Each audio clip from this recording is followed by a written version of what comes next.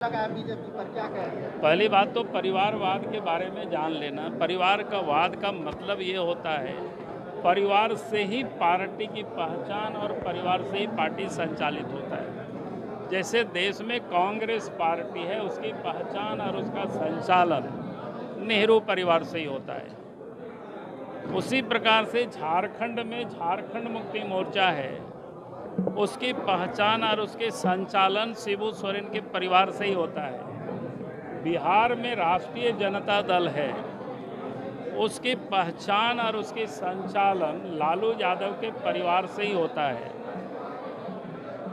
UP में सपा है, उसकी पहचान और उसके संचालन भी मुलायम सिंह यादव के परिवार से ही होता है।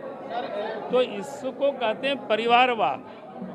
और कोई चुनाव लड़ता है तो कोई किसी ना किसी का कोई बेटा होते हैं, किसी का कोई बहू होते हैं, किसी का कोई भाई होते हैं, किसी के कोई पत्नी होते हैं, ये हो सकते हैं। लेकिन पार्टी का कोई वो संचालन नहीं करते। पार्टी का संचालन कार्यकर्ता करते हैं। भारतीय जनता पार्टी में हमारा एक सिस्टम है, इसीलिए हमने कहा कि इसको आप परिवारवाद के रूप में अगर आप लोग जोड़ रहे हो तो गलत कर रहे हैं। कई लोग चुनाव के समय थोड़ी सी नाराजगी होती है, उन सारे लोगों से हम लोग बात भी कर रहे हैं। उनको क्या आरोप लगाएंगे? उनको तो लगता है कि चुनाव बुरी तरह से हार रहे हैं, डरे हुए हैं, इसीलिए अभी से उन्होंने ये शुरू कर दिया कि इलेक्शन कमीशन के साथ मिले हुए हैं। कि भाई क्या मिले हुए इलेक्शन कमीशन के साथ? कोई बंटी और बबली कौन है, नाम मैं नहीं लूँगा, पति पत्नी दोनों है।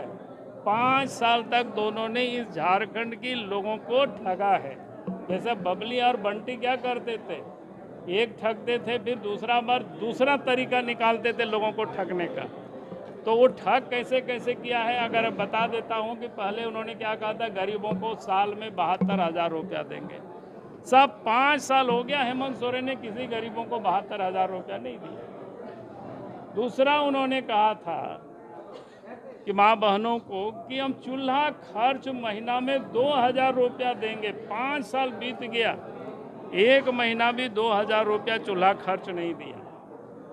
उन्होंने लड़कियों को कहा था कि शादी होगी बेटी, आपको सोने की सिक्का देंगे। एक भी लड़की को कहीं सोने की सिक्का नहीं दिया। जो वृद्ध है, विधवा है, दिव्यांग है, उनको कहा था 2,500 रुपया पेंशन देंगे, वो भी नहीं दिया। उन्होंने क्या कहा था, नौजवानों को कहा था 5 लाख नौकरी देंगे और अपने पिताजी का कसम खाया था। कहा था हम शिबू सोरेन के बेटा हैं, अगर 5 लाख नौकरी नहीं मिला तो राजनीति से संन्यास ले लेंगे। जो व्यक्ति पिताजी का कसम खा करके पूरा नहीं करता है, उन पर कौन भरोसा करेगा? विधानसभा में कहा था कि हमारी क्या कहते हैं 2020 के बजट सत्र में, उनके बजट भाषण में है, किताब में है कि बीए पास को 5,000 रुपया और एमए पास को 7,000 रुपया भत्ता देंगे। ये एक भी काम पूरा नहीं किया। जब चुनाव आ रहा था तो नया तरकीब तय कर दिया है कि महिलाओं को 1,000 रुपया अगस्त से शुरू किया, 3 महीना दिया है।